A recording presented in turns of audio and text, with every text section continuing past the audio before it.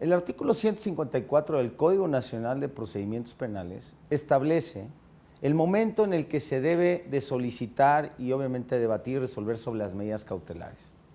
La fracción primera nos dice que si el imputado se acogió al plazo de las 72 horas o solicitó su ampliación, las medidas cautelares se pueden y deben discutir antes de la vinculación a proceso. Es decir, antes de cerrar la audiencia inicial, en su primera parte, el Ministerio Público debe hacer esta solicitud y el juez en su momento dado resolver sobre las medidas cautelares solicitadas.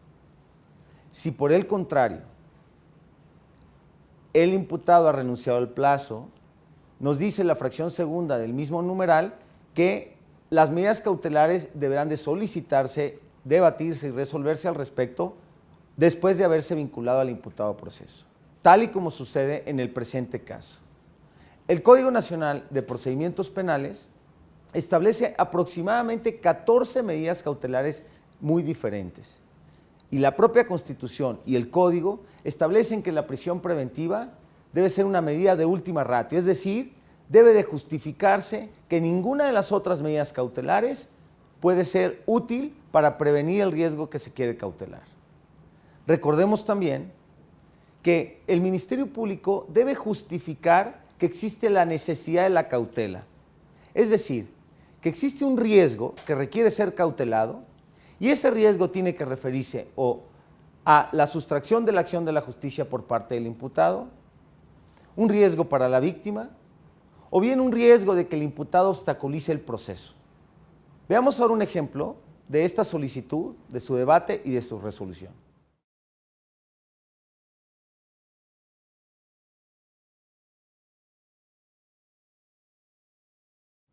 Pregunto a los intervinientes si van a realizar alguna otra manifestación o solicitud. Así es, su señoría, la representación social desea solicitarle la imposición de medidas cautelares. Adelante, la escucho. Bien, su señoría, de acuerdo con el informe de evaluación de riesgo cautelar que me fue remitido, en él se establece que existe un posible riesgo de sustracción por parte del imputado Leonardo Vargas, el cual se oscila entre riesgo mínimo y medio. Esto, de acuerdo al estudio realizado, ya que se desprende del referido informe que, una vez hecha la investigación que corresponde, de acuerdo a lo que establece el artículo 168, fracción primera y fracción tercera, se encontró que el imputado Leonardo Vargas no tiene un arraigo establecido en esta ciudad. Esto lo determina así el hecho de que no tiene un trabajo fijo, tampoco tiene una actividad fija como lo sería estudiar, no es una persona que esté casado, tampoco cuenta con hijos y aunado a ello se encontró que tiene registrados 3 domicilios. Sin embargo, le fue imposible para la autoridad que remite el informe corroborar que alguno de ellos sea un domicilio habitual. Asimismo, por lo que hace a la fracción tercera del artículo 168, en el informe de evaluación de riesgo se establece que puede tomarse en consideración para la conclusión el hecho de que una vez que Leonardo Vargas lleva a cabo el hecho por el cual se le formuló imputación, decide huir del lugar. Por todo lo anterior, la unidad de evaluación de riesgo sugiere que se apliquen como medidas cautelares las contempladas en el numeral 155, fracciones primera y quinta del Código Nacional de Procedimientos Penales, consistentes en la presentación periódica por parte del señor Leonardo Vargas ante la Autoridad de Supervisión de Medidas Cautelares, así como la prohibición de salir sin autorización de este primer distrito judicial de la entidad. Recomendaciones que esta representación social hace propias y que en este momento se las plantea a su señoría para que tenga a bien aprobarlas e imponerlas al imputado. Bien. Señorita agente del Ministerio Público, la prevengo en este momento para que precise la periodicidad en que desea la presentación a que hizo alusión. Así es, su señoría. En efecto, le refería yo que solicitamos la imposición de las medidas consistentes en la fracción primera del artículo 155. Sí, nada más la periodicidad. Bien, la presentación periódica en cuanto a que ésta sea de manera quincenal ante la Autoridad de Supervisión de Medidas Cautelares. Bien, muy amable. Asesor jurídico, ¿algo que manifestar? Sí, señor juez, quisiera solicitar adicionalmente 2 medidas más para la protección de mi representado.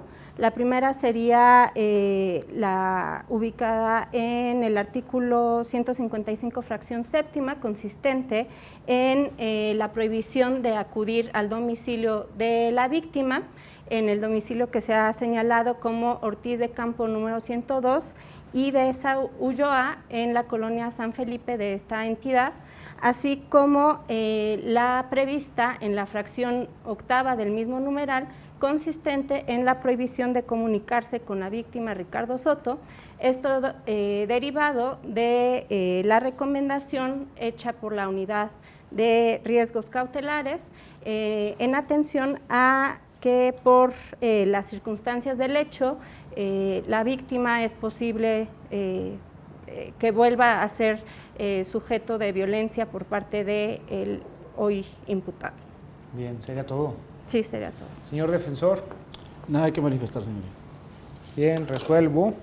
La original solicitud ministerial fue adicionada con una solicitud por el órgano asesor jurídico y por ende, pues carezco de información para pronunciarme en sentido diverso a las pretensiones hechas valer y a la información aportada por el órgano especializado en la evaluación de riesgo cautelar que facilita la toma de decisiones en el proceso penal. En atención a ello, el que se pronuncia con fundamento en el numeral 16, párrafo 14 constitucional, en relación a los preceptos 156, 157, 158, 159 y 313 del Código Nacional de Procedimientos Penales, impongo a Leonardo Vargas Ramírez la medida cautelar personal de presentación quincenal ante el órgano de evaluación y seguimiento de las referidas medidas cautelares ubicado en la calle Hidalgo, número 2 de la colonia centro de esta ciudad. De igual forma, le impongo la medida cautelar prevista en la fracción quinta del referido numeral 155 adjetivo, que se hace consistir en la prohibición de salir del distrito judicial en el que nos encontramos y en donde habrá de seguirse su proceso penal. Impongo también la medida cautelar prevista en la fracción séptima del referido precepto, consistente en la prohibición de acudir, señor Vargas, al domicilio ubicado en la calle Ortiz de Campos número 102, esquina Condesa y Ulloa de la colonia San Felipe de esta ciudad, domicilio de la víctima Ricardo Soto. Y de igual forma, la medida cautelar prevista en la fracción octava del referido precepto, que se hace consistir en la prohibición de comunicarse de cualquier forma y por cualquier medio con el señor Ricardo Soto. La duración de todas y cada una de las 4 medidas cautelares impuestas se da por todo el tiempo que dure la presente causa penal y hasta que la causa concluya por cualquier vía que así permita la ley, sea por sentencia que emane de un juicio oral o procedimiento especial que lo permita, o bien porque se sobresea la causa ante la actualización de algún supuesto para ello. De igual forma, instruyo a la administración de este tribunal para que gire el oficio correspondiente a la autoridad supervisora y ejecutora de las medidas cautelares impuestas y dé cuenta al tribunal de su debida observancia y cumplimiento. ¿Algo más que exponer o manifestar?